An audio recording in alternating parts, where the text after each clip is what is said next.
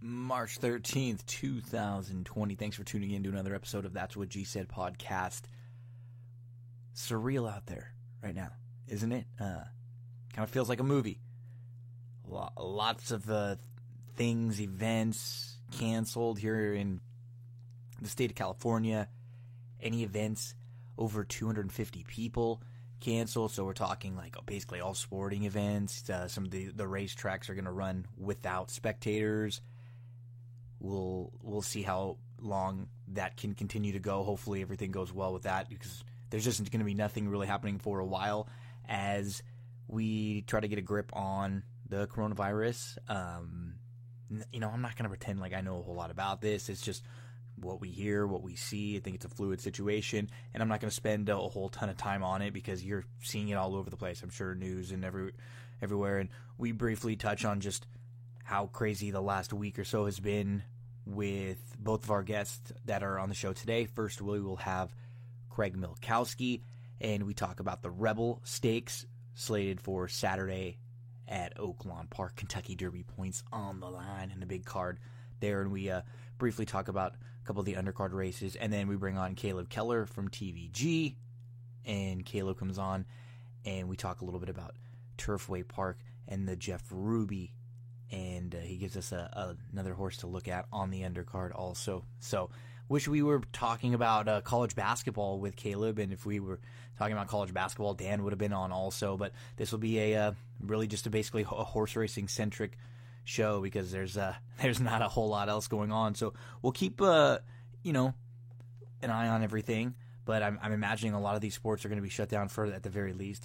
They said a couple weeks. Unfortunately, the NCAA tournament had to cancel, which big time bummer.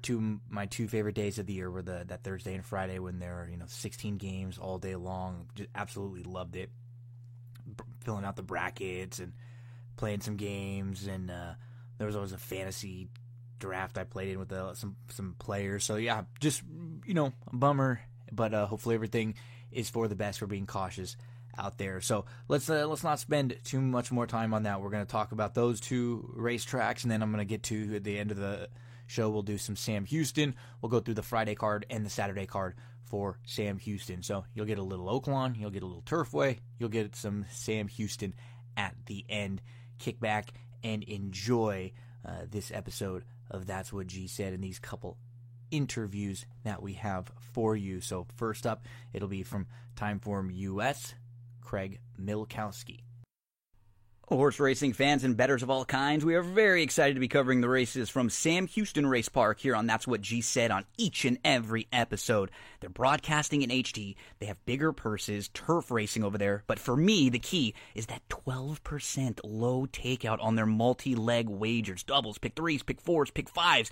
They are building a great program over there. It truly is major league racing. We have to give a big applause to the TTA, the Texas Thoroughbred Association. They've added new incentives and bonus programs for buying and selling horses, so it's better for the customers and it's better for the horsemen in Texas. Their social media presence has been bumped up. You can follow them at SHRP Racing on Twitter, and you're going to find morning training videos, the Monday Minute, jockey interviews, or if you're not on Twitter, you can find all the information at shrp.com.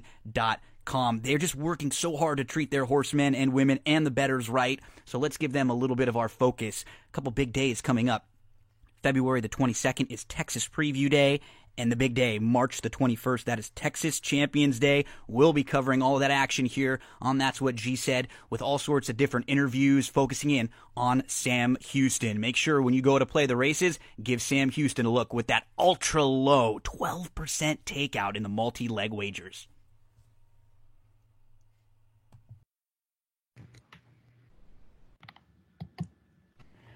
Just a bizarre week in the world of horse racing and sports, just in the world in general with everything going on. You're probably going to hear the rain pouring down in the background for me as I'm recording from here in California where it's pouring, and which means it's doomsday over here on top of everything else. We bring in one of our good friends before we get into talk horse racing. We'll just kind of talk a little bit about what as I said when we were just kind of talking before we started, and we bring in Craig Milkowski from Timeform US. Just a weird week, huh, Craig? Like Monday, in the world of racing, we wake up and there's 27 people that have been indicted and arrested, and all these crazy stories and accusations and all this stuff, and then the virus stuff. I mean, I've never seen anything like this, where basically every sport has shut down. I'm honestly surprised that at the time we're recording this, which is 3:00 ish Eastern time, that they were still planning on running the races this weekend and the tracks are still open. Yeah, I'm a little surprised. I've heard some announcements that races will be run without fans, and I'm not going to pretend to be an expert and know enough about the virus that I know if it's a good decision or not, because I don't. I know personally, I usually go to Oaklawn, especially Rebel weekend, due to a few other things. I'm not able to go this year. But even if I was, there's no way I would go this week with, probably at least 50, 60,000 people there and fairly cramped quarters. It's just not for me. I don't see the point in taking the risk. But that said, horse racing is going to go on, and I'm sure I'll watch racing from home. I'll place some bets, because what else is there? Exactly. Most horse racing fans, probably not all, but I would say most are sports fans of at least some sports, and probably a lot.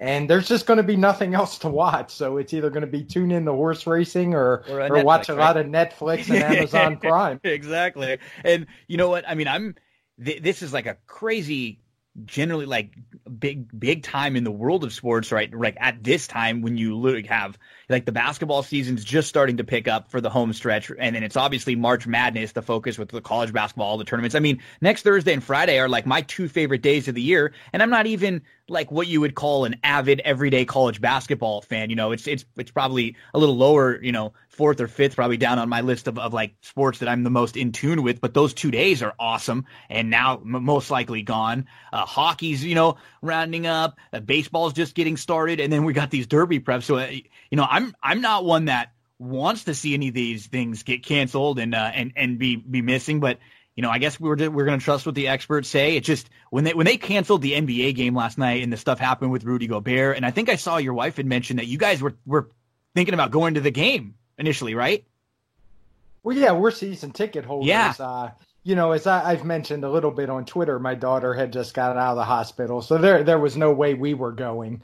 Personally, just between the coronavirus and circumstances of a personal nature, we weren't going to go. But we were watching on television, of course. As you know, I'm a diehard fan, and you could tell something was up right in the beginning. They had a meeting, which never happens. I mean, I couldn't even tell you how many NBA games in my life, probably going on 1,000 at this point. Yeah. And I had never seen anything like it. And then the players were walking off, waving to the fans, and you pretty much knew it was over, even though it took another 20 minutes to announce what was going on. But just pretty crazy stuff here. I mean, there's reports out now that Donovan Mitchell also tested positive. Yeah. He was at a high school yesterday practicing and working out. So, just who knows what's going to become of this thing. I'm just going to do my best to stay safe and keep my family safe. There's a middle ground here, right? Right, yeah. I don't want to be hysteric. Like, I don't want to be doing everything, but I'm not kind of being arrogant with this either. I'm right in the middle. Like, I'm trying before yesterday, I hadn't really, and then the way that things, and we're talking, like I said, we're recording this Thursday, like middle of the day. So this, like, the way things escalated on Wednesday was what started to scare me. Cause like when these big $1 billion, companies and industries and organizations are basically saying, hey, we're going to shut down, like that's when I'm starting to take notice.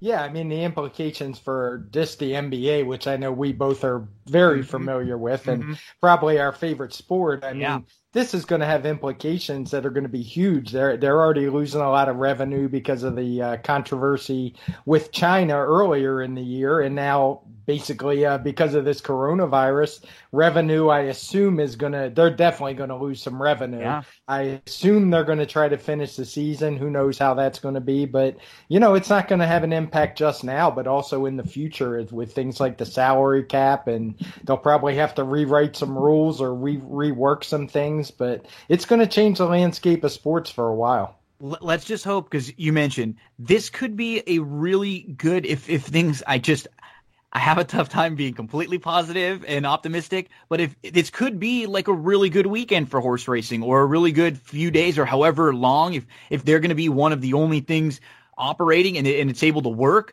But what makes me nervous is just there's not a whole lot of room for error for like another negative to happen. So if at one of these tracks, like it starts to pop up and then it goes from track to track or something, and when everybody else is shut down, that wouldn't look very good for public perception after some of the scandals that have just been happening. Yeah, I think the thing is the tracks are being smart, the ones that I've seen, and I'm sure many will follow, in limiting people because, frankly, we don't need people at the tracks to conduct horse racing. Not in large numbers. Of course, you need people to work with the horses. You need riders. But, I imagine they're going to take all possible precautions, and you can enjoy the sport from your living room and bet on the sport. So I'm just going to trust and follow whatever the leadership of our country and our states and even horse racing says and go from there. But like I said, I wouldn't go to a track personally because I just think it's not worth the risk as much as I love sports. It's not worth it for me. I'm sure the Rebel will be packed. I don't think we'll get the usual 60,000 that you get. I imagine there'll be some concern and be less, but I have no doubt there'll be a big crowd there unless something changes between now and Saturday. But just going to be interesting times, and even looking to the future, you have to wonder how it's going to affect things like the Triple Crown and even into the summer. It's hard to imagine them running a Kentucky Derby with no fans, but it's also hard to imagine 120,000 people coming together. So let's shift in and start focusing in on the horses. Before we get to the Rebel this weekend, overall big picture, 3-year-olds, we had a couple prep races last weekend. What, so far with what you've seen, is there anyone, or like maybe give us a one or two that you're super high on, you're very interested in their next race, maybe they're on your short list? Has anybody kind of jumped out or maybe stamped themselves above and beyond for you? I would say if there was a leader of the division for me, it will probably be Tiz the Law. We tend to be a what happened latest kind of society, and he hasn't run in a little while, so he's kind of dropped off the radar a little bit. Not that people have forgot about him, but until he runs again, he's not going to be the hot topic. But his race last out was the one I'm probably still most impressed with. The horse he beat that day came back to romp his next time out, and it just, looks like it was a pretty strong field. And it wasn't just, I'm a speed figure guy. He ran a very good number that day. I think he got a 1:18 Timeform US speed figure, which is right up there. I think we've seen a couple, maybe 1:20. But, his was a few weeks ago. It could be quicker now. But it wasn't just the number. It was the way he did it. He looked super professional to me. He did it in traffic. And I just like the way he ran. There's some others out there. Bob Baffert has a whole slew of horses. We're going to see Nadal. We just saw Authentic this past week. And even Charlatan is running right after the Rebel, the horse that popped a huge speed figure in his maiden win. So he's running Saturday, and I imagine that if he performs as expected, it will be on to the Santa Anita Derby or one of the other big preps. So for me, it would be Tiz the Law, and I guess I'll just make a coupled entry of the Baffert contingent. Yeah, I have no real knocks on Tiz the Law, and I'm kind of with you. I think of all the horses that I've seen so far, I'm the most interested in one of the ones we're going to be looking and talking about today, and that's Nadal. And I think this is going to be a really good test for him as we shift into and focus on the Rebel. So we're going to be looking at race number 10 at Oaklawn Park on Saturday. Rebel mile in his 16th, up to $1 million purse. And Nadal, I guess you have to start the conversation with him. He draws the inside. I heard some mixed thoughts on his San Vicente win. I thought it was pretty good, and I thought it was, I think the horse that he beat, Ginobili, is actually a pretty decent sprinting type. He's not one that you'll probably find going on Derby preps, but going shorter, that wasn't easy. He was kind of in between. He was asked, he was challenged. I didn't mind the race a little bit, so we'll start with Nadal. Where do you stand on him? I feel like win or lose, with a horse like No Parole, he's probably going to be tested at least early. Yeah, I think Nadal is clearly the horse to beat. The 5-2 morning line on him is a pipe dream. I'll be shocked if he's not odds on in this field. He ran a 120 time form US speed figure in that San Vicente, but I don't think there's any problem. He's not going to have any problem with 2 turns, in my opinion. Just watching him run, seeing how he's bred. As you said, Ginobili is, I think, a really good sprinter. He was a horse that broke his maiden first out with a big number, and then he kind of got rushed. He came back in 2 weeks in the Del Mar Futurity. Then they rushed him back on turf for some reason. But once he took time to regroup, he kind of ran back to that maiden race. So I think he beat a really good horse that day. And for me, Nadal is clearly the horse to beat. If you could get fixed odds and anybody was foolish enough to offer 5-2, I'd be all over it. So let's go from the inside outside then. Next to him, a horse that comes in, kind of looks like a real long shot on paper. He had run in the fairgrounds races, the Lecomte, and then one of the divisions of the Risen Star, but didn't show a whole lot. Do you have any, case to build for Accession in here? I don't. I was not a fan of those races in Louisiana. Yeah, they all came back pretty slow. And just not a fan, and he would have to make a massive leap in here, and it's just something I haven't seen. That nothing I've seen would indicate that's forthcoming. Next up is Basin, who was, very impressive as a 2-year-old in sprinting. So this is going to be his first time going past 7 furlongs, and he hasn't raced since September of 2019. But the last time we saw him race, the last 2 times we saw him race, he was very impressive. I mean, he didn't, even in his career debut, he was barely defeated. It's not like this horse has done anything wrong, but he's going to have to take a step forward in here to improve with the likes of, Nadal, Silver Prospector, who earned a good number for his win last time out. To me, he feels like a pretty talented horse that will probably need this race for his best and will probably be a little bit better next time out. The only problem is nowadays, with the way the point system is, you don't have a whole ton of time to try to get some of those points. So you can't really throw in a complete clunker in here if you're Basin. Yeah, I think we're in the same boat on this horse. I think he's a very talented horse, but I don't think this is the spot for him. Steve Asmussen, who trains him, is not as good as he is at everything. He doesn't really bring horses back really cranked up off of this length before. That's not really his MO. I think he probably would be pointing more towards the Arkansas Derby.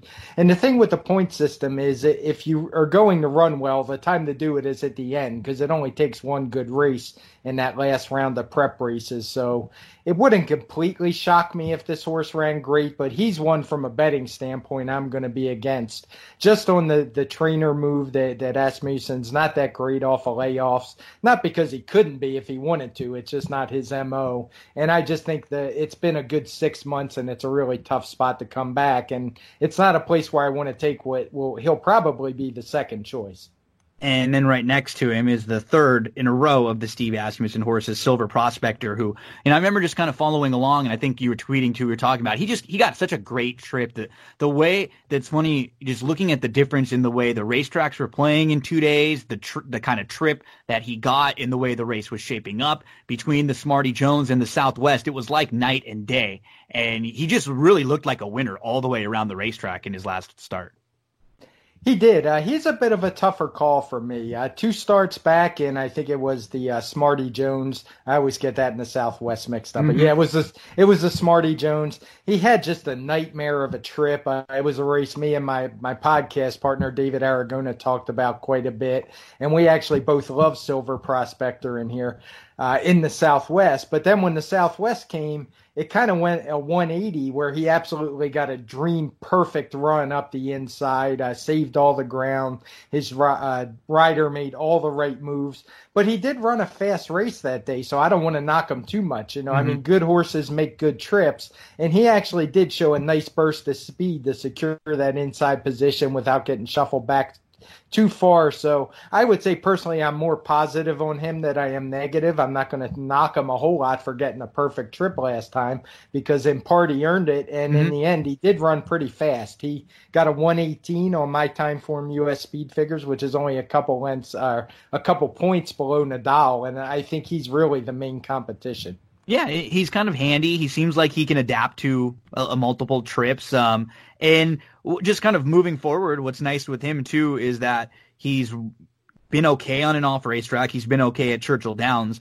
The one, and I'm with you. I don't really have any knocks on him as a horse. I just don't know, looking back, how strong the race was. The Southwest, in particular, Smarty Jones looking back, and then the Southwest looking back too. Answer In took a lot of money that day. We'll see how Wells Bayou comes back out of that one next time out. But I do think he makes the most sense in here to me if you're looking to try to beat Nadal, because I think we both feel like Basin will probably just be a little bit short and maybe not at his best to quite compete with horses who have a little more foundation so far at this point of the year. And then we move to No Parole, who's, total wild card in a race like this. He's not been tested at all. He's been very, very quick. He's been, super, super impressive, but all the 3 wins have been against Louisiana breds. He just stretched out to a mile for the first time, and it was just the mile at Delta, which isn't really like a true mile. It's a very short stretch at a bull ring. But there's no doubt in the fact that he has talent. It's just, this is a lot to ask. And, having to deal with a horse like Nadal from the inside, who's naturally really, really quick, it's not going to be easy for this horse. No, this is a horse I'm not going to use at all personally. He, as you said, he's been beaten up on much less competition. He's been running over shorter distances, or as you mentioned, at Delta, which is a bit of a bull ring. And he just hasn't run particularly fast. He did win easy his first couple times out, but he's only run as much as a 105 speed figure on his best effort. He only ran a 97 last time out, that first time. It is a 2-turn race at Delta, but it's a short stretch, as you mentioned. And, you got to take a stand against somebody, but I have a hard time seeing this horse being a true contender in here. I guess one who you could, call a contender, 3 Technique. He was favored in the Smarty Jones. He hasn't really done a whole lot wrong in his career. He's never been out of the Exacta. He kind of had a slowish start, and he was pushed, 3 deep going into the turn. He sat pretty well. He loomed up, and he was a pretty clear-cut second in that race. And we talked about it was Gold Street was the winner who went gate to wire, and it was a tough racetrack to pass on that day. Where do you stand with 3 Technique? I'm really lukewarm on him. He's had kind of a big reputation, especially since his he takes a ton of race. Money, right? Yeah, he at Saratoga. He had a lot of trouble his second start at Saratoga. He came back. He had a real nice win for Jeremiah Englehart. It was a race that visually looked good, but it didn't come back particularly quick. I think he wound up scratching out of one of the stakes races with an issue. He showed up in an allowance race at Aqueduct, and he won easy, but it was against, frankly, a terrible field. He didn't get much of a speed figure that day. He didn't even get triple digits. And for me, I'm just not going to take a short price on a horse who has never run particularly quick and almost always gets bet. So 3 Techniques is not the horse for me. I just don't like him. I've never understood the reputation. I think people put a little too much into his trips. And then the outside too, Coach Bay, who comes in from Fairgrounds, won a maiden special weight in a race that was taken off the grass last time out. 2 of the 3 races have been okay, both of the races that were on the main track. Does this horse have a chance to compete with this group? No, I don't see it. Yeah. You never know with 3-year-olds. Every now and then you'll get one like we saw King Guillermo, though. Even he had shown a lot more talent than this one. Exploded at Tampa and ran a big race. So I'm never totally caught by surprise, but this one would probably be one that totally caught me by surprise because he just seems to be about 5 leagues above his level. Yeah. I could see people using him in the bottom of some exotics if because maybe his running style might fit okay in this race if a couple of them go a little too quick early on, but I just can't see him being able to kind of get the kind of trip that he would need to beat this group. And then to the outside, American Theorem for Papapadromo. We haven't seen him since September. And his 2 races as a 2-year-old were pretty darn good. Even when he was second against Grade 1 Company behind 8 Rings, who hasn't really come back since. We're kind of looking around and see where he's going to show up in a prep race. He's been training. He wasn't bad. He took a big shot at him, but we haven't seen him since September. He's had some issues here and there. His figures, his numbers aren't bad, but this is going to be a lot to ask. I feel like not having raced in September and now stepping up as a 3-year-old first time. It is. No, he ran okay the first few times out, though. I mean, I do have to question that the maiden win that kind of got him his reputation Hmm. as a good horse. The horse who he beat in that race, Hydrogen, the last I looked, I think that horse is actually running in. I think I saw him at Mahoning Valley recently, believe it or not, where he Yep. just won an allowance race or He something broke his like that. maiden So at Turfway for 30,000, and then he yeah. just won at Mahoning Valley on March the 10th. Look at that, nice pull, Craig. Yeah, so I mean, it's kind of a, I don't know if his reputation early on was exactly deserved. It's easy to get hyped up on 2 year olds that look good winning, and he kind of, I mean, let's be honest, he beat the Eclipse winning Juvenile and stormed the quarter Yeah. second time out, went second. So he's clearly got some talent. But as you say, it's a big step up for him. Maybe I throw him in pick threes or pick fours if he winds up drifting up to 15 or 20 to 1. But it's kind of hard to see that happening with some of the other long shots in here, and the past performance lines that he has. He's probably just not going to drift that much. So for me in this race, it's going to come down to Nadal and Silver Prospector. Not anything too earth shattering. It's not anything that's going to get you rich, but I really think they're the two to beat in here. So, overall thoughts on the race? No, I mean, from a pace perspective, it'll be interesting to see how Nadal adapts. Whether you like no parole or you don't, I think it's pretty obvious what his strategy is going to be. He's going to try to gun to the front and take the lead. And it would probably be in Nadal's best interest for Joel Rosario not to engage him in a speed duel if that one's hell bent on getting the lead. But he might be able to shift outside a little bit and just sit off of that one. And I think he's got the good kind of tactical speed that he can make his own trip. And the same goes for Silver Prospector. We saw that last time. And I just think the others have a lot more questions than those two do. Okay, let's go to a couple of the earlier races on the card. There are some decent undercard stakes races. Let's just go backwards then from race number 10 to race number 9. This Azeri field, it's a field of 7. 5 of these last raced at Sam Houston, but they're all pretty solid. For the division, you're getting some of the best that are out there right now. Midnight Bisou, you mentioned, and maybe one or two others, but I thought this was a pretty decent group. Serengeti Empress, I guess on paper again looks to me like she's going to be tough to catch, but she looked like that on paper at Sam Houston, and she wasn't able to seal the deal and get the job done. She hasn't won in a while, but she's run pretty well a couple times, and she's battled, but she maybe has some speed with Emma to deal with. How do you see this race shaping up? I personally think this race is a little bit easier than the Sam Houston race from a pace perspective. I don't remember the name of the sprinter she had to deal with that day, but there was a quicker horse than All Emma. I mean, All Emma's okay, but she is more of a router with speed, where last time she faced a true sprinter. She did have to go pretty quick up front on our pace figures. She had a 137 half mile. It wasn't quick enough where we code them in red if we think the pace was extremely fast. It wasn't enough for that, but I see her rebounding in here because I just think she has so much of a tactical edge over the rest of this group that as long as she doesn't get too involved with All Emma early, she should have things all her own way. Yeah, she really does look on paper like, she should, and she should be a little better with that race under her belt last time out. So there's plenty. She's going to be really tough to run down in here. A couple other just to mention, because they've actually been, just really nice fillies for the most part.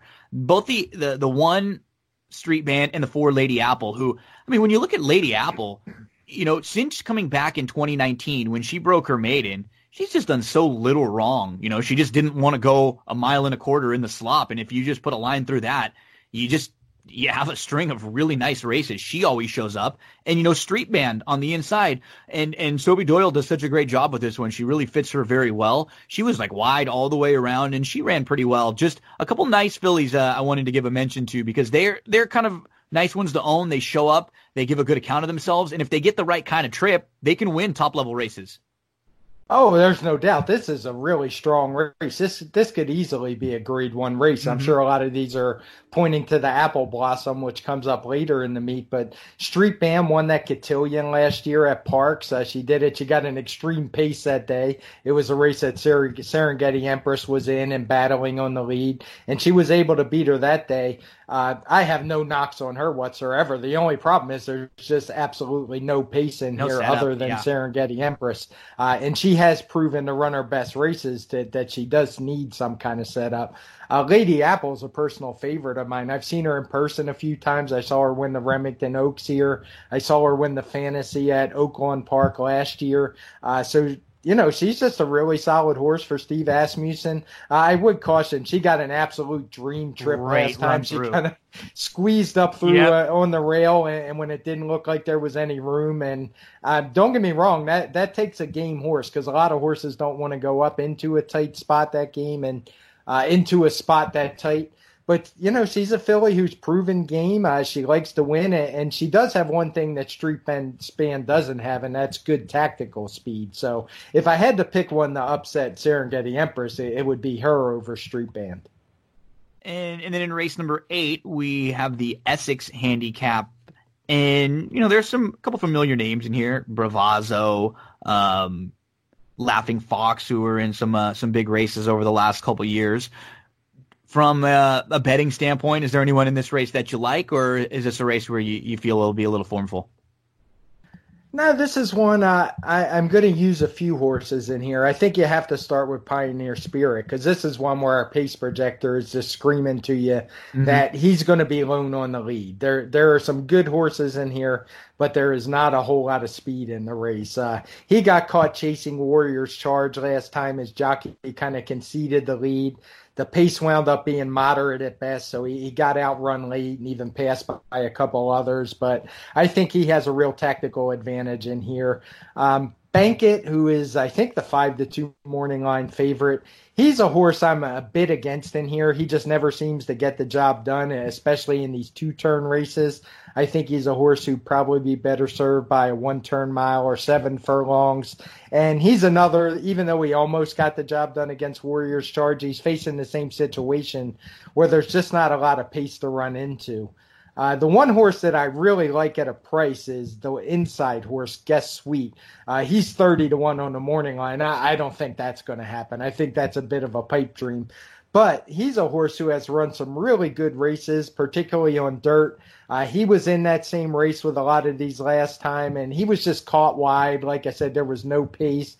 He didn't do a whole lot of running in the lane, but at that kind of price, I'm willing to put a line through that one, and I think he can revert back to his better races. I'm certainly going to have a few bucks on him. So that is race number 8, the Essex Handicap. Craig, thank you very much. Appreciate it. So let the folks out there know you have the Pace Cast that comes out twice a week, right? Yeah, Tuesdays and Fridays? Tuesday we call it the Pace Cast, where we review. This is me and David Aragona, my co-worker at Timeform US and also the morning line maker for NYRA. We review all the big races from the weekend before on Tuesdays, and then on Fridays we kind of look ahead to the races coming up and give our opinions on those. We usually take 45 minutes to an hour. Just kind of depends on the workload and the schedule for that previous week and upcoming week. But we try to keep it not too long so we're not boring you guys to death, but try to give some insights. And we didn't delve too much into the Monday scandal. If you get a chance, give a listen to our Tuesday Pacecast from last week, where we talk about it quite a bit. We weren't afraid to tackle the hot topic of the day. And, hopefully some people will take the time to listen to that.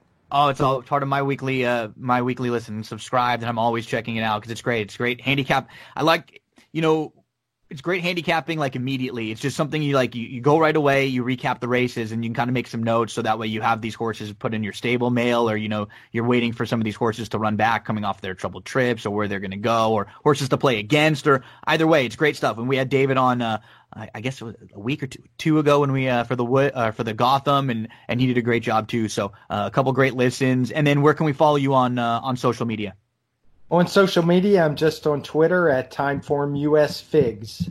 Just our company name, Timeform US, and FIGS, since I do all the Peace and Speed figures. Well, I hope that in a few days we'll at least have a little more clarity with everything going on out there, because man, it's been a great year for your Oklahoma City Thunder, a year that you probably weren't expecting, which is always the best when you don't have these high expectations coming into a year and they play hard and they overachieve and they just continue to move up the playoff rankings. Like I was hoping they'd match up with the Clippers and be able to get feisty with them, because there's some bad blood with the two of them. So I hope we have some basketball to talk about sooner than later.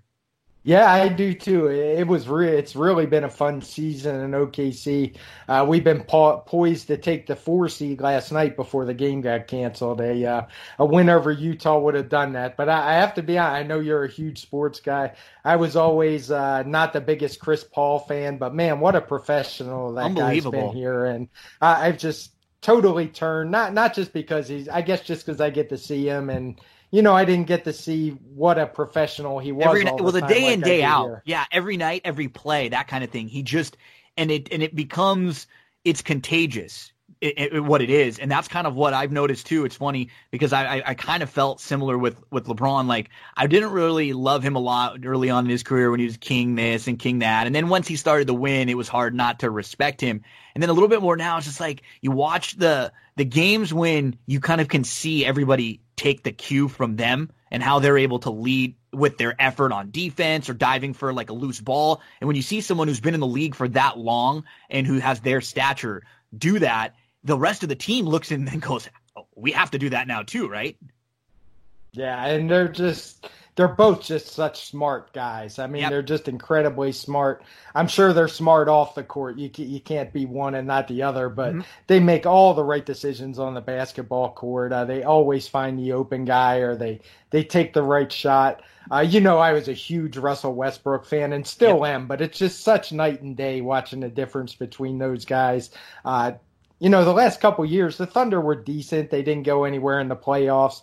But I've even said to my wife, Elsie, a few times, this team just isn't any fun to watch. Well, even the Thunder started out a little slow. They lost a lot of games in the beginning of the year. But even watching, I was like, man, this team is so much more fun to watch. They play such a better level of basketball and team basketball that I'm really enjoying it. So I hope we do get to see basketball and everything else we like to watch. I saw even tennis has suspended play for a while now. Yeah. There's just not going to be a whole lot other than horse racing. So get out those daily racing forms or your Timeform USPPs. And for the next 6 weeks, there's probably not going to be a whole lot else to do. Well, we'll have plenty to talk about, at least in the world of horse racing, as long as they keep running. So, Craig, thank you so much. Always look forward to it. And we'll touch base with you again and have you back on in a few weeks to talk as these races and we get a little closer to the Derby. All right. Sounds good, Gino. Anytime. Thanks, Craig. Craig Milkowski. We will take a quick break, and then we'll be right back here on That's What G Said.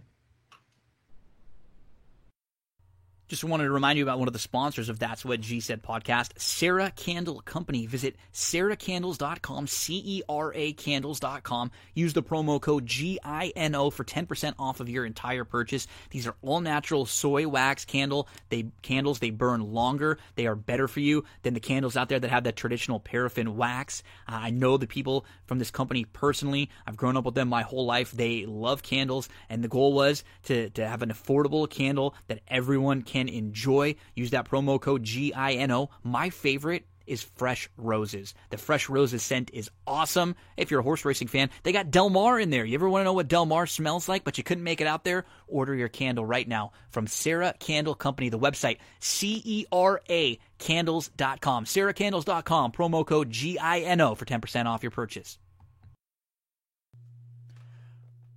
Big thanks to our friend Craig Milkowski from Timeform US. Always love talking horse racing with Craig. You hear him a ton here on That's What G Said, and we love bringing him back. So hopefully he'll be back here with us again, and we can talk about basketball. Fingers crossed, because he's an OKC Thunder fan, and they've had a great year. One gentleman who's a big college basketball fan, and we were hoping to talk all about the college basketball tournaments as well as Turfway. But no college basketball to talk about. We kind of mentioned how we're bummed that we that we didn't get the chance to see some of our teams get an opportunity to play. But then we do shift the focus on over and get to the big race at Turfway. Caleb's out at Turfway covering the races for TVG, and I've known Caleb for quite some time. A really good handicapper. We talked the big Turfway Jeff Ruby Stakes, and he gives us a horse that he likes on the undercard also. So enjoy this interview with Caleb Keller from TVG. Very excited for our next guest. Good friend of mine. I've known this man for a while, worked with him back at TVG. And one person, it's funny when you meet people sometimes in life and you just hit it off with them right away. That's always how it was with our next guest, Caleb Keller. I think one of the first times we hung out, we were like up at Emerald Downs. We ended up staying up all night, like having a good time, talking races, talking sports. Very excited to have him on. It's kind of sad circumstances to bring you on, though, Caleb. We were hoping we were going to get to talk all about conference tournaments and leading into the NCAA tournament and what's happened in the last, like, really 24 hours. It's, like, super surreal, isn't it? No, I've been waiting how long for Indiana to win a Big Ten tournament game and see if they can't advance on. And, the game's canceled tonight. But it's really starting to hit that this is something very serious. So nobody's ever really been a part of this. I mean, I was asking my sister, I was like, what was the West Nile virus? Like, I remember that, and I remember seeing, like, mosquitoes and Petri dishes and stuff, but it wasn't to this level. People wearing masks and sanitizer and toilet paper running out. So crazy times, and sporting's going to take a hit. Yeah, it's everything. It's all sports, but so far we haven't really had any big racetracks completely cancel. What it looks like that's going to be happening in some tracks, like in California. They've made statements that you're not supposed to have like 250 people at a gathering. So some of the tracks are going to be running now without any fans. But as far as you've heard, as of right now, it's like 4:00 Eastern time on Thursday when we're recording this interview, and you're scheduled to go to Turfway to cover this race, right?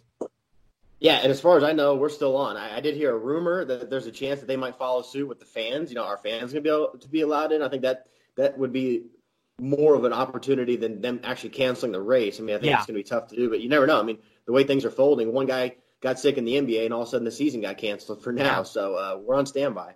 It's such a weirdly fluid situation that is not like anything. And I don't think any of us can really pretend like we're experts on this.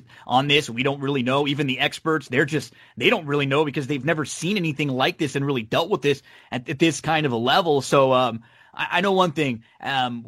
We're sports fans. I don't claim to be an expert on diseases or anything like this. I hope everybody's safe. I hope this gets contained and everything gets better sooner than later, because it's got to be such a bummer for some of these players who Caleb, they've waited their whole lives for an opportunity to make it to the NCAA tournament. A lot of these players are really good college players that'll never get to the pros, and they'll never make a ton of money playing in the NBA. And this was their NBA. This was their dream. So it just got to be like such a bummer. You kind of said, just a minute ago, like Indiana's starting to play well. My Trojans were kind of on the bubble. They had a really good end of the season. It looked like they were going to be in as probably like a 9 seed or so. They beat UCLA. They were good down the stretch. It's just, on a small scale, it's really sad for, the players, the teams, everybody, the fans, like just everybody in general. It's just a total bummer. Yeah, and I can think India has 2 seniors, Deron Davis and Devontae Green. I mean, they've been through a coaching change. They have not made the tournament. I mean, Indiana's missed the last 3 tournaments, and here they are as a senior. And it kind of felt like all the bracketologists thought that even against Nebraska, who I think rolled out their football team last night, even just beating them to get to win number 20 all but assured them a spot. So, I mean, they haven't officially canceled the NCAA tournament as of now, but it seems like that's probably the next domino to fall. But I guess let's hope not.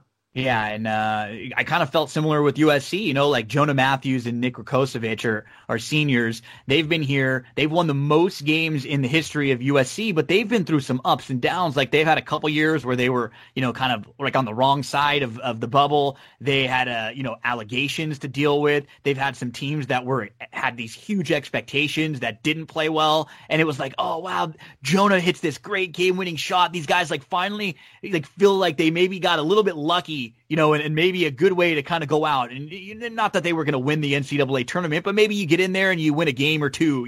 There's no reason why, something like that couldn't happen. It's just there's so many layers to this as it continues to trickle down. And we won't spend all the time harping on it, because I know what people want to hear us talk about is the races, and they want to hear us talk about some of the hopefully fun sporting events that we still can watch, and that'll be safe for everyone to watch. And one of those is coming up, and it's a huge day at Turfway Park this weekend, Caleb. So you went back home right now, right? Because your family's not too far away from Turfway. Yeah, we're about an hour and a half away, and an hour from Keeneland, right here, just north of Louisville, but it's still in southern Indiana. But just got in yesterday. Going to spend a few days with the family here, but really focusing on the races, and don't know if I'll be able to catch up with some friends there at Turfway, which I always look forward to if the fans aren't allowed in. But this is the premier card of the year. The field sizes are incredible. I mean, I look at the Jeff Ruby; they got a full boat of 12. Pick 4, pick 5; those are bonanzas, and it's just one of those times where everybody really does put in the emphasis. It's not a standalone like it's been, Gino, in a couple of years past. I mean, they're up against the Rebel this year, so it'll have split attention. They used to have a nice little position there before the Florida Derby where it was all about Turfway, but it'll still be a big handle and incredible sequences throughout. Well, let's before we get to the big race, where we'll spend a few more minutes on, is there anything in the undercard that you've got your eye on? Maybe a horse or two for us to make a bet on, or just to keep an eye on? I want to look at the race a little closer, but there's one horse I've really been taken back by going back to the fall. A horse named Past the Plate for Paul McGee, who, she debuted Philly by Temple City, which, by the way, I saw that's where you're calling in from on our Skype. Oh, yeah. This horse was 100-something to 1 first out and came flying for third in what was the ultra key race at Kentucky Downs for the maiden special weights. Then she comes back at Keeneland, laps the field. You got to watch that replay, Gino. October 16th for Past the Plate. I mean, she got a 69 buyer. It's the best looking 69 buyer I've ever seen in my life. Then she came back and won at Churchill. There was a no pace. She came from dead last. This horse was showing like freaky potential. Well, then they go down to Fairgrounds, try to get her on the Oaks Trail. Can't blame them for taking a shot. Sure. Ran okay, 6th, beaten 4 lengths. And then they came back in the Chantal Lannery first stakes try. She made a huge middle move. It was kind of a badly timed race, but I've always thought Past the Plate might really be something. Her top buyer is 74. In my mind, doesn't really speak to the talent she's given. So they're not ready to come back to turf just yet. They want to take one more try on the synthetic, and I'm interested to see what she can do in the Bourbonnais Oaks with Giroux. Yeah, so we're talking about race number 10, which is right before the big one, and she's the number 5, Past the Plate. Yeah, she looks very nice on paper, and for you replay watchers like me, we'll have to take a look at that October race at Keeneland. So, Caleb, let's get into the big one. Race number 11. What's nice about this race is that, it's a win and you're in. For whoever wins this race, they're going to get into the Derby. They'll have the points needed from like a wagering standpoint. Toward the outside 2 horses look like they'll probably lead some of the wagering, with Invader, who's been really good in the 2 starts at Turfway and the local prep, and then Field Pass, who we've seen in some pretty good races, mainly on the grass with Field Pass. So, where do you start in this race? Like, who do you think the horse to beat is, or who are like the top tier of horses in this one? Well, you don't see many races where you got to fill the 12 and the 2 favorites of the 11 and 12. Yeah, right. Yeah. For a really fun setup. It's kind of like a de facto handicap. I guess you would say Invader with the $500,000 price tag and the local wins and the fast works and West Ward. I mean, I think he, by a tiny margin, like the Morning Line oddsmaker had, Invader's the slight one to beat. But one prevailing trend, as I've had a chance to cover the Jeff Ruby for quite a few years now, I'm going to pull up the stat exactly, but there was 7 or 8 years in a row where the winner came from Florida. And then Blended Citizen ended that, but only by a nose, and had the result changed, then it would have been like 10 years in a row where the winners come in from Florida. It happened last year again with some, like at Hot Brown. So it's really all about the Florida circuit. So you could say that the 11 is the one to beat, but, Field Pass off of what was a tough trip coming up from Florida for Mike Maker, who's won this race plenty of times. You got champion jockey Irad Ortiz Jr. Maybe the 12 goes favored in the end. And then I think after him, a horse that, a lot of people know is Finnick the Fierce, the one-eyed Finnick the Fierce, who comes in from Louisiana. You know what? He's got a really nice race at Churchill, where he was behind Silver Prospector in front of Tiz the Law when he was, nearly 90 to 1. And, he probably fits pretty well in this spot. Well, he's so honest. I mean, he's a really cool horse to follow, and he fits the pattern of the dialed ends. You think about Gunnevera, drop back type, dialed in himself, was a big closing kick horse. And, it's pretty well documented that Fennec the Fierce has got one eye.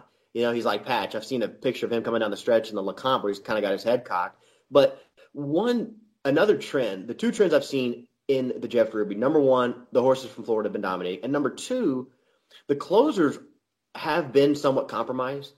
Other than Animal Kingdom, who in my mind is a standalone, he's the best horse to come through since the turn of the century.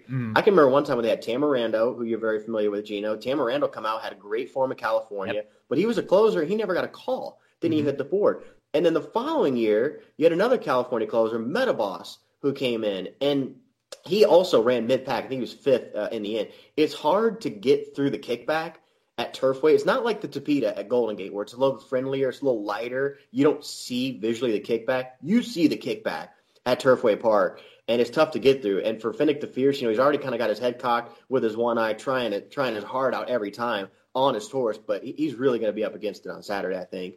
So after we get past those three, who I think would probably be, the top tier or the most known horses in here, then we're gonna have some up and comers. We have Maya Minoy, who was beaten by Field Pass, but was only 3/4 of a length out of it in a race where it was an eventful race nonetheless, as a lot of those grass races are with the close finishes, and it just comes down to who gets the better trip in here. Who is the horse that to you you're the most interested in, maybe from a betting standpoint, or is it to you one of the horses that we talked about? Do they look like a standout? Well, when I see an outside speed presence in a big field, I want to look for an inside horse that can finish. Now, I was, Invader, it's hard to not be impressed by. But at the same time, the John Battaglia, that's the race that doesn't hold a lot of water in the Ruby. Mm-hmm. Those horses, like last year, the John Battaglia winner was, I think, second in the Ruby, and he was 20-1. So this Battaglia winner might be the favorite. So, class-wise, the 11's got something to prove. The 12, you didn't really see that race coming. It tells me that he's come back big, and he waited a long time to get through. That was an impressive race. But, when I see the outside speed presence, I say, boy, who could close from the inside? And I took a closer look at this Miaminoy, and I think that you could clearly say that Field Pass had the tougher trip. Maybe Miaminoy had an outside flow and gave up a little bit of a wide trip to finish fourth. But what really got me onto the 5 was the race 2 back at Aqueduct. He debuts at Saratoga against Structor. They completely backed down the pace. They almost went 51. And your Breeders' Cup juvenile turf winner is on the lead. So he really actually sprinted home with them at 20-1. He did not lose any ground to Structor. He stayed even with him and closed up. The race at Aqueduct was jumbo. I get it. It's Aqueduct. Those aren't strong fields. But there was a loose horse on the lead. And if you watch, this horse grabbed a hold of the bit with Consol down the backside. And Consol was wanting to hold him. He wanted to go. And he just ran over the horses that were in position, including the front runner. And the front runner held second. So, it could have been, a big long shot to steal it gate to wire on a slow speed. And he really turned up. And then now he gets third off the layoff. Danny Gargan, to me, is very, very capable. I guess I like a couple Temple Cities. The thing with the 5 was when I first looked, I said, boy, I can't take a closer. That's one of my rules in the Jeff Ruby. But this race specifically, I think he showed in that race 2 back that he does have a little positional speed. I don't expect him to come from 12th, 11th, or 10th. I think they can get him going into maybe 6th down the backside. And if the 11 and 12 see each other eye to eye and heat each other up a little bit, I think that the Danny Gargan charge is the one that has the best threat late.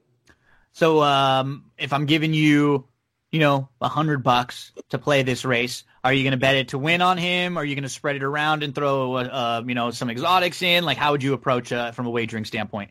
Well, I don't think you need to get tied up in the win end. I mean, when you're dealing with this big of a field, especially on the synthetic, and the thing about the races at Turfway from a day-to-day basis, you don't like when your pick makes sense. Right? Yeah, because first of all, I mean, they're not going to be a very good price, and you know how the Turfway doesn't run to form. So I look at the 5 and I say, as my mom gets home from work, hello, nice. I'm talking to Gino here on the pod. Howdy, Mrs. Hi, Gino. Hi, Mrs. Keller. Hi. It's Mama Kay. How are you? Hi. I'm great. Nice to hear from you. You too. It's been a little bit. It has. We had to talk some Turfway with Caleb, so we hope they stay racing. Yeah, we got to hope fingers crossed, they don't cancel. Yeah, and like I'll tell you, Gino, like I told my mom, just a reminder, all my friends back home are starting to ask the question. The Derby is the longest consecutive sporting event in America, right? There's been 2 world wars, still ran it. There's been a couple major floods in Louisville. Like Louisville, as you know, gets a ton of rain, and there's been floods. So whether it be a world war times 2, a depression, and a couple floods, they've still run the horses around the circle. Constant. That's the constant. Let's hope that doesn't change. Yeah, we got to keep that running. So, yeah. So, any is there a bust out long shot or two that you would maybe try to hook up with this one, or maybe a horse that you think could maybe complete things at a price? Another price that I have in the race, continuing on the same trend of outside speed, inside horse that can finish. If you look at the 4 Unthrottled, that was a pretty nice win at Fairgrounds 2 back. Pocketed up. It seems like a long way to go for a horse by the big beast. But the last out race for the 4, I'm kind of just saying, look, that was a dirt race. They tried to put him close to the lead. Nobody wants to be wide at the Fairgrounds, and he kind of paid the price. So the 4 comes up with dirtied up form, but you get Landry. Landry loves saving ground and finishing. So I'm really looking at the 5 and 4 as the 2 key horses here. I have a ton of respect for the favorites, 11 and 12, but the better bets seem like the 4 and 5. Yeah, build your exotics around those 2 there. So, Caleb, before we let you go, like a little more big picture. So far, last weekend we had 3 big prep races. This weekend with Turfway Park, and then with the Rebel coming up, there's 2 more. And then next weekend, Louisiana Derby, and then we're basically into like the last round of the preps now. So who out there? Give us 1 or 2 that you're really interested in, that you know that's high on your list, that you're very curious in their next race, or who's like top tier for Caleb in some of these 3-year-olds.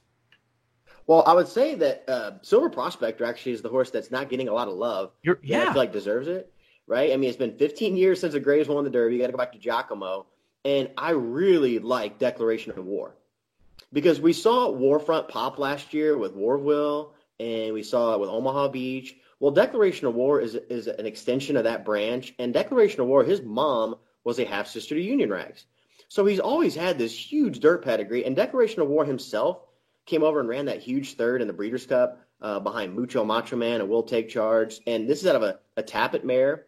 He's crossed up twice with a brood mare. When you see a brood mare that shows up twice in the pedigree, you see sires that show up twice. That's pretty common. When a top brood mare shows up a couple times with Silver Prospector, then that's a really good sign. That means they're bred very potently. And the race in the Smarty Jones, he got too far back. It was a wet track. It was a conveyor belt. They were going to the first wire, and that 4th was just a get-over race. He completely got back on track. And his 97 buyer last out, this is a real surprising stat. 7 of the last 11 Derby winners, Gino, have not had a 100 buyer. So if you get to 97, 98, 99 land, you're already in the conversation for the win. He's handy. He's pretty versatile. Like he was able to make his own trip last time out, and he looked like a winner all the way around. What I like is he's run well at Churchill, which is always a positive for a horse, like going long at Churchill Downs. I'm with you there. I don't really have any knocks for him. And he, the Rebel, I just talked about the Rebel with Craig Milkowski. We broke that race down a little bit, and it's going to be a good test. It's a race where he should be able to hit the board like the way it shapes up on paper with, Nadal from the inside, no parole. He could get a really nice trip in there, not too far off, maybe even like a similar trip where he just kind of saves some ground and hopes that the 2 of them come back to him. Yeah, and Nadal, I want to keep an eye on him, and I've looked more at the Jeff Ruby than the Rebel, so I'm excited to look for that one too. But think with Nadal, a couple of, when I see a horse that everybody loves, I'm trying to find knocks on any horse, but with Nadal, the one thing that sticks out is, Santa Anita posts the weights, right? Most horses are like, 1050, 1100, that's about average. If you're really light, like a Code of Honor, you might be a tick under 1,000. If you're giant, like Justify, you're 1200. Nadal weighed in 1330 in his first start, right? Massive. So, seriously. and when I look at him, he was huge first out, but he won the second start, but the buyer regressed a little bit. That's never a good sign. The horse that he beat in second on that debut, the Peter Erden came back and had these A- works, ran like a disappointing 4th. And when I look at the Derby, sometimes the big horses, Point Given, Skip Away, even like Bellafina in the Oaks, Dortmund, those big giant horses don't always love Churchill. So maneuvering, Nadal, it's tough to maneuver sometimes. Him, but I've also got some reasons against. Yeah, you're right. And I mean, he's one that I'm very high on, and I'm watching. And in like our little fantasy league, I drafted him. He was one of my horses, so I'm hoping he runs well. But I like the spot that he's in, not even from a I think he's going to jog at 1-5 standpoint. It's going to be a good test for him because he's down on the inside. He's either going to have to shotgun and get in front of the Louisiana, like really, really fast Louisiana bred, no parole, or he's going to have to try to learn how to sit behind him, and we'll see what kind of horse he is, like you mentioned, because sometimes those big horses, they have a tough time when you grab a hold of them, and you have to kind of, shift around a little bit. So, he's a horse that we've seen him do well when he's able to kind of let run, but we'll see if he has to have a different kind of trip, how good he really is. Do we have time for a sleeper? Are they going to even do this NCAA tournament? Is it even worth giving out my sleeper? Please. Yeah, absolutely. Yeah, let's see here. Selection Sunday, if it happens. But the one team I've been really excited for going into the tourney is East Tennessee State. Nice. This is a team that actually has been recruiting and getting in transfers pretty well the last couple of years. They've really raised up their talent level that I've seen. And this is the mold that I like for a team that can really get going in the tournament is when they've played good competition early in the season. Like even if they lost to good teams, at East Tennessee State, they got to go to Fog Allen, played Kansas. That was actually a 2-possession game with like 8 minutes to go. They had it down to 6. And then they just completely whooped LSU. The box score was 74-63, but I watched that game back. They were up 59-37. East Tennessee State was. They got guys that can shoot the three. They got one of the best 2-point field goal percentages in the country. And one of my favorite KenPom stats, it's a thing called minutes continuity, which is basically a way that they figure out how much has the team played together. And they're in the top 90 percentile for minutes continuity. So played together. They played top competition in the fall. They beat LSU. They got the 12-game winning streak. They got hot shooting stats. So East Tennessee State, they've already made it in, and whoever they draw, I think I'm going to be taking a long look at them. You're always awesome with the sleepers when you come. I mean, you gave us Nevada a few years ago, which was an awesome one, and they made a lot of people some money. And you're just one of my favorite people to talk college basketball with and follow, and I'm just bummed that we don't have more to talk about. So I appreciate that. Thank you for breaking down the Turfway race. And hey, man, it's been too long. Like I got to come down there one of these nights when racing's going and down at LaSalle when you're working down there. I'll bring little Milo by to meet you, and we'll get some dinner or something afterwards. Yes, I've been loving the pictures. I like seeing him in his Lakers garb and at USC, but we got to make it happen. Absolutely, buddy. Thank you. Tell Caitlin I said hello, and I really appreciate it. We'll have to have her come on and talk some races with me sometime soon. We'll have her on for like when there's big international stuff. She can be one of my correspondents for that. How's that sound? For sure, and I'll be looking forward to you and Jonathan on the podcast. That's going to be great. Oh, yeah, we're going to do some weekly segments. We'll break down some races, have some interviews, all sorts of fun stuff. So thanks a lot, buddy. I really appreciate it, and I'll have to get you back on before the Derby so we can get your overall thoughts on everyone going into the big weekend. Yes, we'll be talking again. Okay, that's Caleb Keller. You all know him from TVG, good friend of mine, and you can follow him along on Twitter, Caleb TVG. We'll be back in just a second. One of the sponsors of That's What G Said podcast is Cindy Carava, full-service realtor, and I am here over in Glendora at Coldwell Banker with Cindy Carava. Cindy, how was 2019 for you? Tell us a little bit about what kind of stuff you were working on. Hi, Gino. Thanks for having me. 2019 was just really great. I had a great year selling homes all the way from Altadena, Arcadia, Monrovia, out to Upland and Ontario just recently. The market has been really good. We're looking forward to 2020 with an increase in home prices about 5.8% this year, opposed to last year where it was a little softer. We saw more like homes averaging about 3.5% in increase in value. It's also looking great for buyers. The interest rates right now are going to be staying under 4%. So if you've been on the fence about thinking about buying a home, now is the time to do so with interest rates still staying low.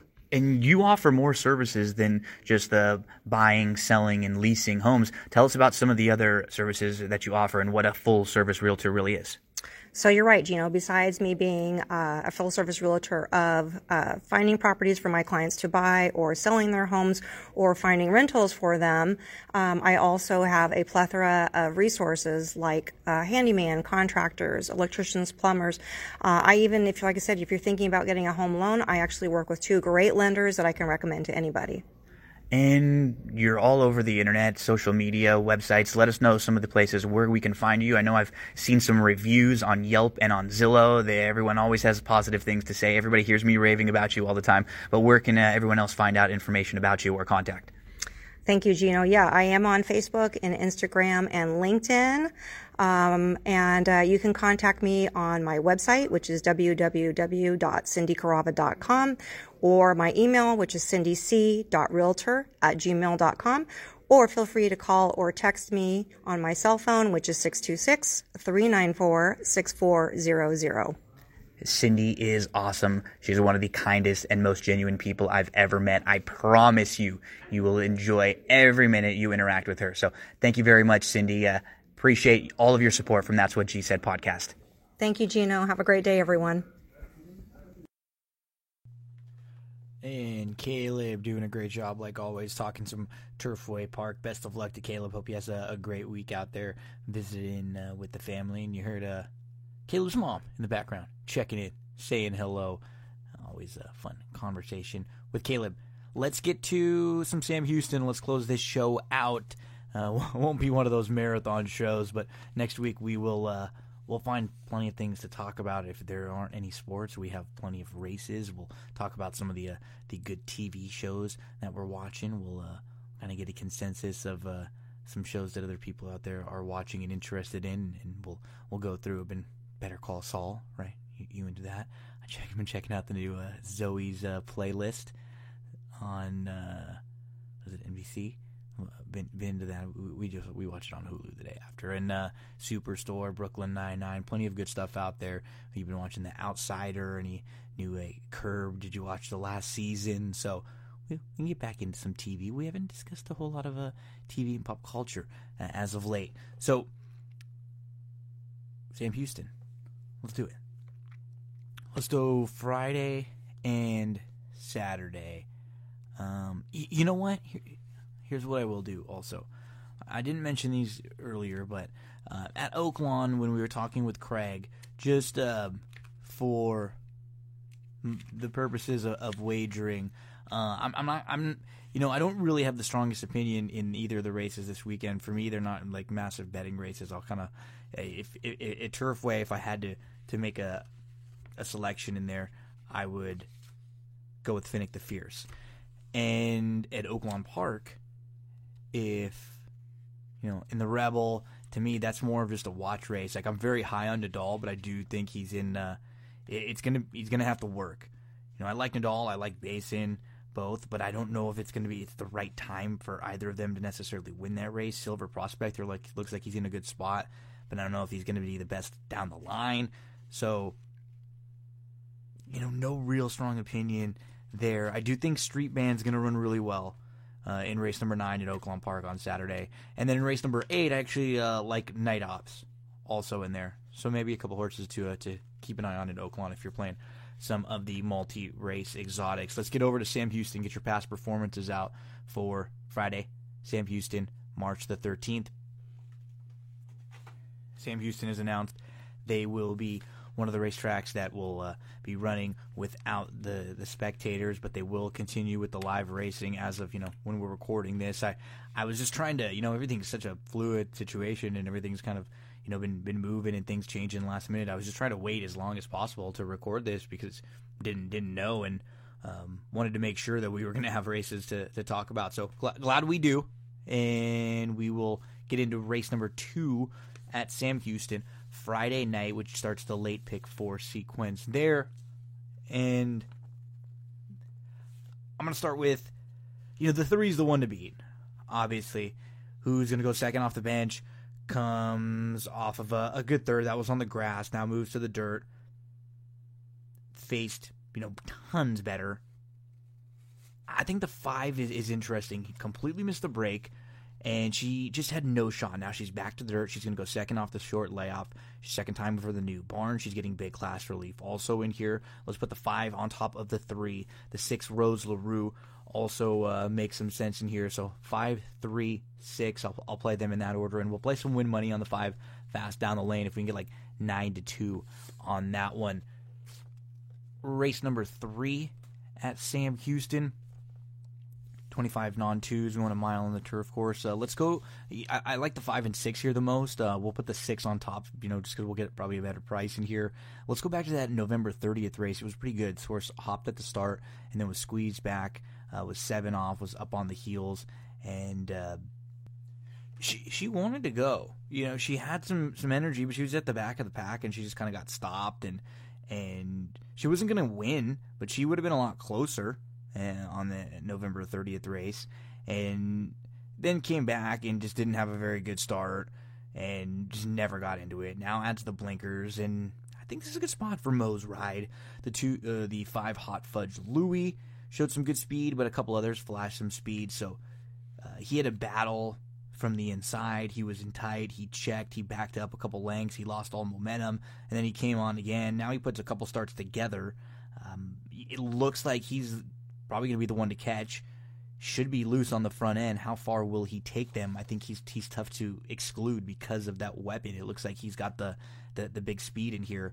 And then the 2 Commanding Candy will try to come and get him late and pick up some pieces. So I have 6-5-2 in here. I'm okay with playing against Silent Force, who I think wants to be right on the lead, but I don't think he's going to get it in here because it looks like Hot Fudge Louie is a little quicker. So let's go 6-5-2 in here with Hot Fudge Louie, Mo's Ride, Commanding Candy, but 6-5 we'll use really in all exotics. Let's go to race number 4. And we will use the 5, Devil's Demise. This isn't the strongest race, and let's play against World in here, who's the heavy favorite, who was a $400,000 purchase and is now in for $5,000 and continues to drop and just has not really shown anything. The first start off the bench on January the 22nd, which was the 4th start of his career, and in the first couple starts he'd showed some ability, and then you could have excused the grass race. You could again excuse the grass race, but then came back at Oaklawn and just didn't look very good at all. I don't want to use him at a very short price, and if he beats me at a very short price, he beats me. I don't enjoy playing these type of horses who were purchased for so much more and drop in for like this for the same barn even. Let's go to the 5 Devil's Demise. Inside, ran up onto the heels of Arrival, had to steady, had to back up, got going nicely, but got backed up into, had to angle out and around, and was really not far out of second. I thought it was a good effort, and I'm going to, place him on top in here, and, I would be okay even in some of the early exotics if you wanted to give a look at singling this horse. The 7 Donna's Council is a little bit better than looks, didn't have a smooth trip from the inside, and the 3 Auto Parts, who was involved early but really couldn't get away really couldn't get to the top 2, and they kind of snuck away. I think you're going to get a big jock switch in here though, and you're going to go second start off the long layoff. Expect some improvement from Auto Parts. So 5, 7, 3 in race number 4. We'll take a shot against World in here, who will probably just take a ton of money on the major class relief.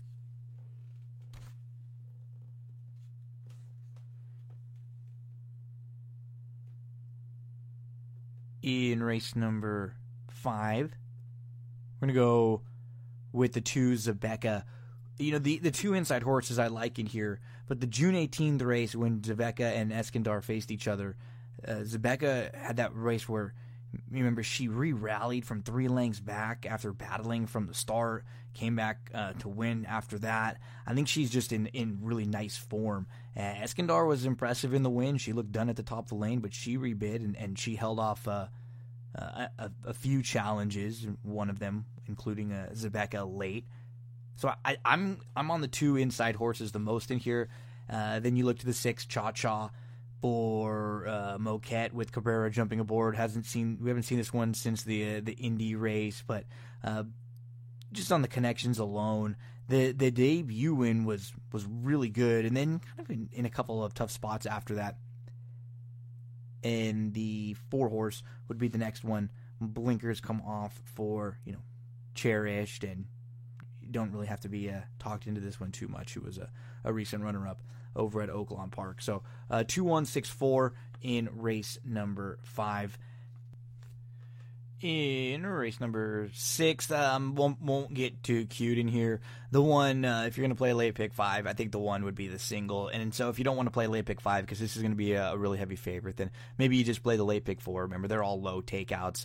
This horse was in between, was pressing, was a length off, and then pushed through up the challenge. Was a clear-cut second behind Zabeka. We just talked about how we like Zabeka coming right back. And she's had a month off, and she just really seems like she kind of towers over this field. You could make like Neon Dreams was behind her, was a couple lengths behind her, and sure she has a couple good races, but if Misled just shows any improvement whatsoever in here, you're gonna get the cutback a full furlong.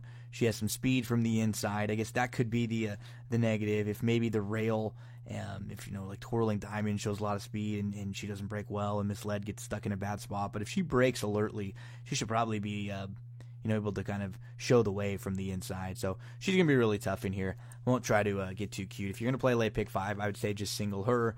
And if you do so, then you can, afford to go, a little deeper in each of the other legs if you'd like, or you just play a late pick 4. We'll give you a couple different opportunities, options at the end. Race number 7. I like the 4, My Aunt Mims. She had a bad start in her turf debut last time out, and she was forced to back out of a very tight spot. She lost a few lengths, and she was stuck inside, and then she was in between horses, and then she was back to last, and she was waiting. She angled outside 6 wide. She closed really well. She just missed second. She ended up being 4th that day. She has every right to improve, in making just her second start on the grass now.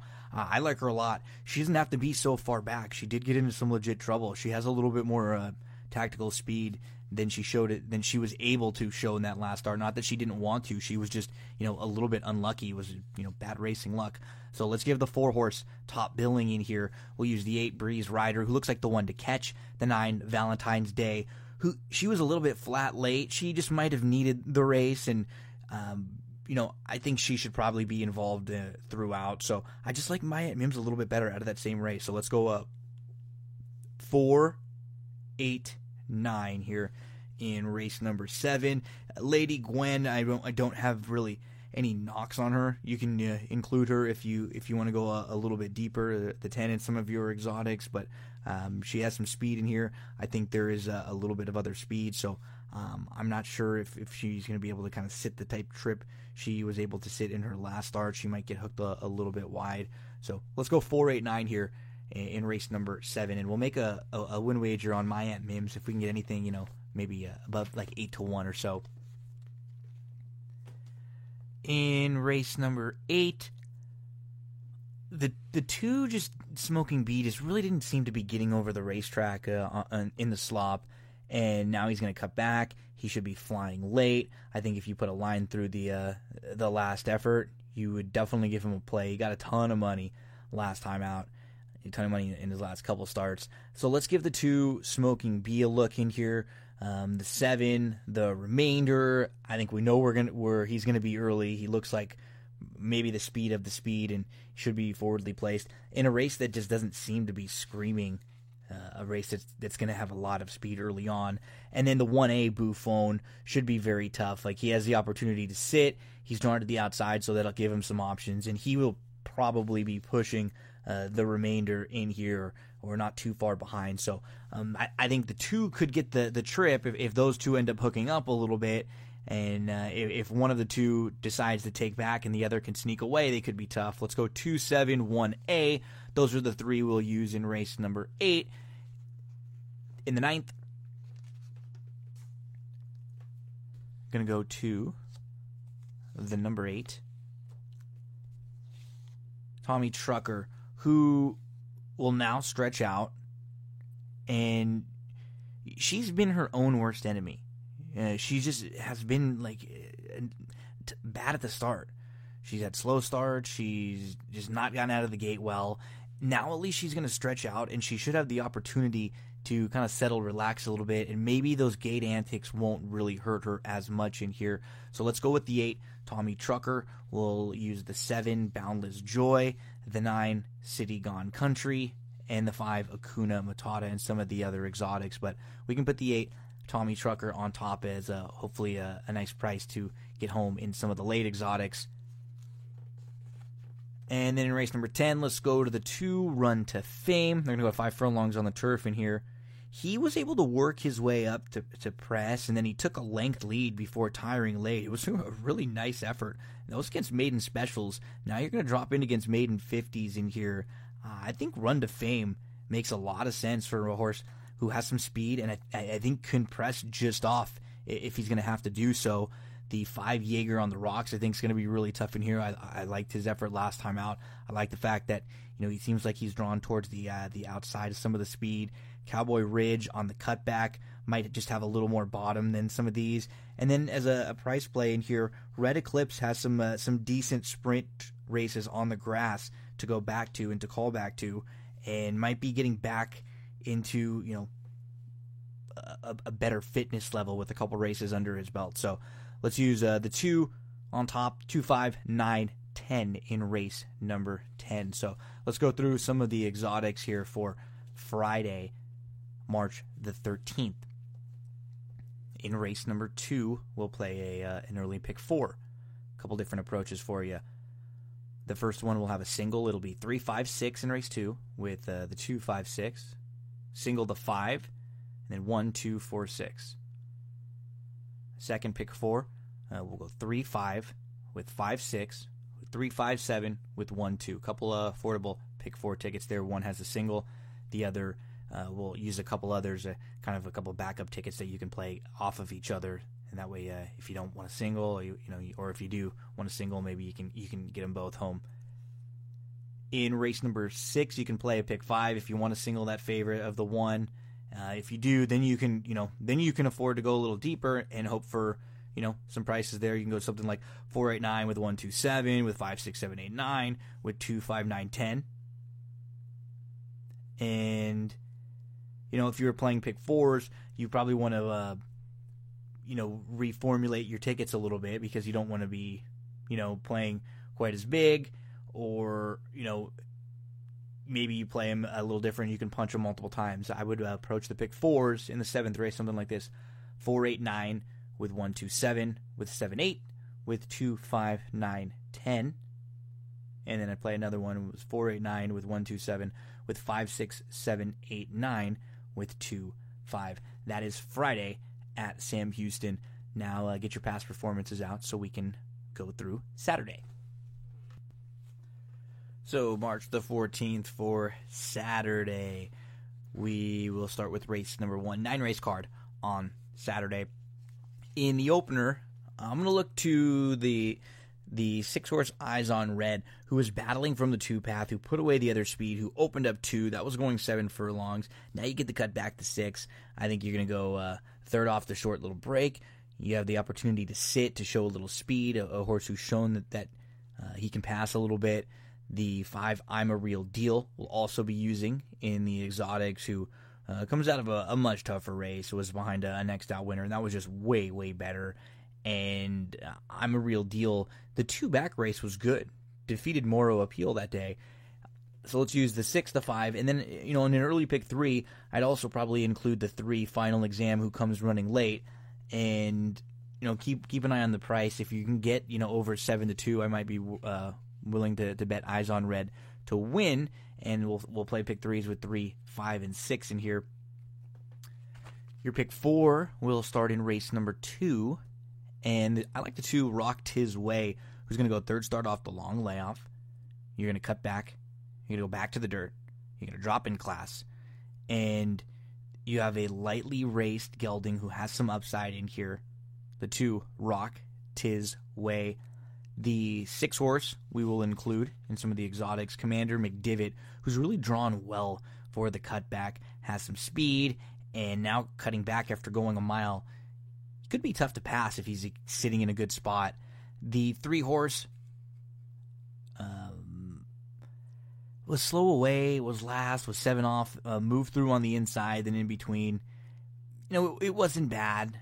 The problem with him, he burns a lot of money. So I like others more in here. He's not going to be a shock, so he's going to be one to include in some of your exotics. I'm not completely against him, but with his running style, it should be a little bit. It should be like a perfect fit for 7 furlongs, unfortunately. But he does still have to get the kind of trip that he needs. And I think, Rocked His Way will sit a little bit closer. Commander McDivitt will probably be even, closer than that. So hopefully they can kind of get the jump on a horse like that. And even Rambling Fever, who's going to be coming from way out of it, and is going to have to try to navigate the rail. So, the 1 and the 3 are the deep closers. I'll hope that the 2 horses that I think can sit in front of them can kind of gain the separation needed and get the advantage in here. So 2, 6, 3, 1, and we will play some win money if we can get over 5-1 or so on Rocked His Way.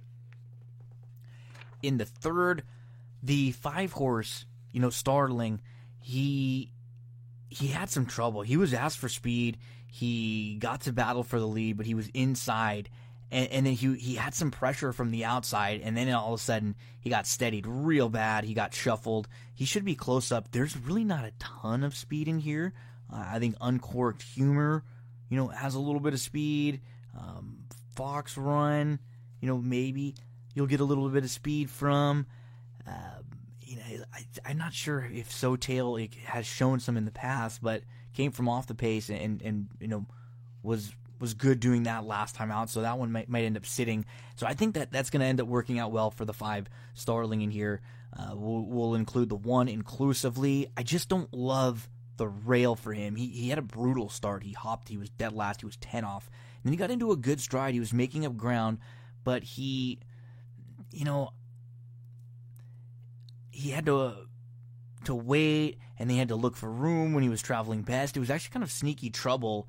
He was unlucky, and now I think drawing the rail's a little bit unlucky, and at 5 furlongs it just might be a little short for him. He is 0 for his last 11. The 3 fits well in here for the new barn. He hasn't raced since December, but that's kind of the only reason why I have him maybe a little below the top tier in here, where I have the 5, then the 1, the 3, and then the 4 Uncorked Humor makes a lot of sense. The 6, All Business. So, pretty logical in here, but I'll use the 5 on top of them. The 1 with them, the 3 underneath, the 4, and then the 6. Sotail wouldn't shock me. You just can't use all the logicals in here. Hopefully they can, this might just be a little short for him. I think he might be a little bit better going longer. So we move to race number 4. I don't see a ton of speed in here. I think Funky Justice, who had a quick first step and then was back, was 3 off, was mid-pack, made a big 3-wide bid up to challenge for the lead before flattening out, and now he's drawn to the inside with a good break. With a good break, she could be right on the lead. The number 3 Lovely Lady, very logical favorite on the big drop in class, but she's another one of those who you purchase for $225,000 and you're in for $7,500. It doesn't always work out, but hate seeing that just a few starts in. Not necessarily a major positive sign, but she really this does look a lot better than most in here. The 6 was close up, was down on the inside, was in tight a little bit, was not bad. Got backed up, but did have a little bit of trouble and was in a tight spot. That's Mysteries of Life. The 7 Wits Data Link gets a little more distance in here, and she should be running late. I have 2, 3, 7. Wouldn't talk you off the 6, but I feel like 2, 3 for me, and 2 will be a horse we play some win money on if we can get like 6-1 or so. Let's go to the 5th race. This is, to me, just a really weird race. You have a lot of horses in here that have just no turf experience. Nobody's run well on the turf at all. The only horse who's done anything on the grass is the 4 Infinite Solutions, and by anything I mean just showed a little bit of speed. So you're projecting a lot in here. I like the fact that Asmussen claims Airline Drive and then steps up, immediately goes to a Texas bred race going long on the grass. This filly has 2 winning turf siblings. You look at the 3 who's done the best of the horses that have run in here. She stretches back out. She tries the turf for the first time. The 4 Infinite Solution mentions she has at least been on the grass and flashed a little speed and takes the blinkers off in here. The 5 Too Much Sun, her dam won on the turf. The 6 Queen Arcana, first-time starter. Her dam was a 3-time winner on the turf, all going long on the turf. The 7 Anna's Lingerie, 4 siblings to race, 3 of them tried on the grass, 1 of them won. So, there's some things to like in here. I would be okay with, on a spread ticket, trying to include all the ones that I mentioned, and then maybe on a different one, just use the 2 that we mentioned up top, like the 3 and the 10, who, I think Airline Drive would be the one I'm the most interested in, but no, not a race I love. The 6th race, and I got to be honest, I don't love from here the rest of the card out. And when I don't love it is just there's nothing that's outside of the box to me. If there are races where it's just it's going to be one of the top 2 or 3 betting choices, or they all look pretty tough, or I have a tough time, tossing them out of the exotics. It's just not races that are really worth playing. You always have to have, for me at least, I'm always looking for a couple prices, because if you're not playing with the opportunity to at least win that much back, you're going to be playing a lot of tickets where you're just in bad shape. Things have to go so perfectly well for you to make a score that it's just sometimes probably not worth playing that way. So I try to look at how you're going to approach the sequences too. And so these last few races I don't love. We will look at the 2 and the 4 in race number 6, obviously, as the top here. I did think the 4 Trace Chiflados, who had the lead mid-stretch before fading and has every right to just be better today. The 2 Wallowitz had a good start, and you'd have to imagine that he's going to be sharper too, and has on the drop. He's going to be really tough in here. So the 1 with the blinkers on, another one dropping in class, putting a couple starts together. You have top-notch connections here with Calhoun and with Parker, and in the 3 Rancho Bargo, who comes in from Fairgrounds and gets some class relief. So to me, it's the inside 4 horses. I have the 2 and the 4 on top of the 3 and the 1. So again, nothing too cute or too crazy in here. The 7th race, maybe we can get a price in here. I'm fine with taking stands in some of your late exotics against Young Phillip.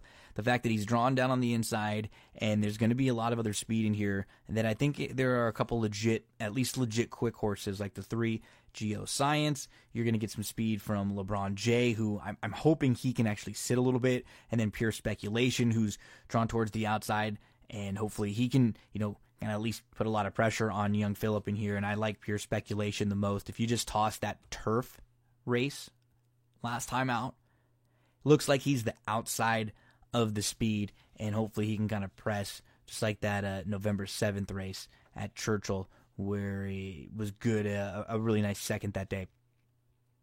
Let's use the 7 Pure Speculation on top of the number 5 Moonshiner Boy, who, if they go quick enough, like let's say the 1 Young Phillip is battling with the 3, is battling with the 6, is battling with the 7, they're all flashing some speed.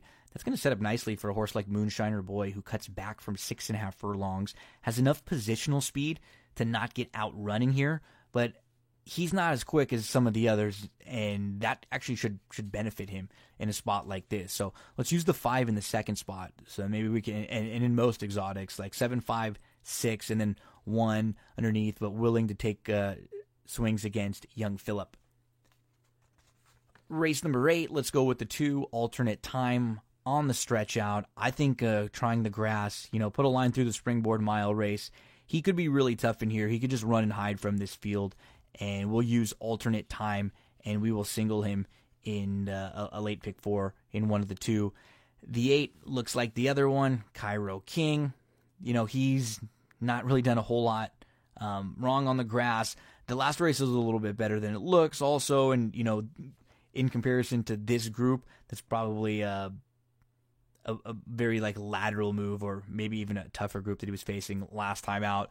The 5 Valiant Defender and the 1 Clever Union, I thought have both run pretty well on the grass. Valiant Defender might actually have the best turf form. His numbers just might be a little bit low, but he ran decent in a couple stakes races against big fields, and then Clever Union really can't knock what he did on the grass. So 2, 8, 5, 1, but we'll single the 2 in some of the late exotics.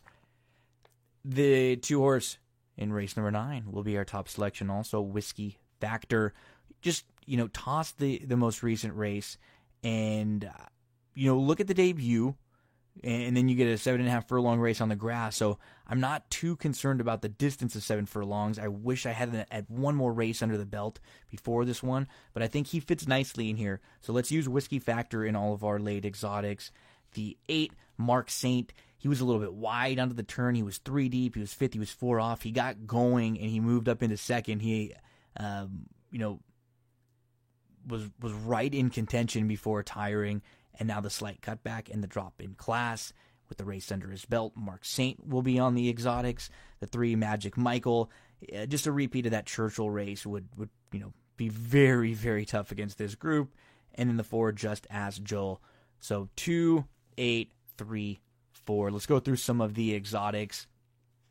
You could tell I like Friday better than Saturday. Just from I feel like I have some opportunities for some prices on Friday. So for Saturday, let's play an early pick 3 in race number 1, 3, 5, 6 with 1, 2, 3, 6 with 1, 5. In race number 2, we'll play a pick 4. The first one will be 2, 3, 6 with 1, 3, 4, 5, 6 with 2, 3 with 3, 10. And then the next one, 1, 2, 3, 6. We're going to single the 5 with 2, 3, 7 with 3, 4, 5, 6, 7, 10. 6th race, let's play some pick 4s. The 2 and the 4 with the 5, 6, 7 with 1, 2, 5, 8 with 2, 3, 4, 8. And then another pick 4, 1, 2, 3, 4 with 5, 6, 7 with 2, 3, 4, 8. Just a couple that we really like in there earlier in the card. Second race, the number 2, Rocked His Way. And then in the 4th race, the number 2, Funky Justice. Thank you, everyone. Stay safe out there. Hope you all have a good one. Let me know who you're playing in some of the races this weekend. Always love hearing from you. And we'll be back next week. Whatever happens, we'll be recording a couple shows, talking some races, whatever's going on out there. We'll talk about it, and hopefully things all start to go turn for the better here. So thanks for tuning in to another episode of That's What G Said. Joey, take it away, my friend.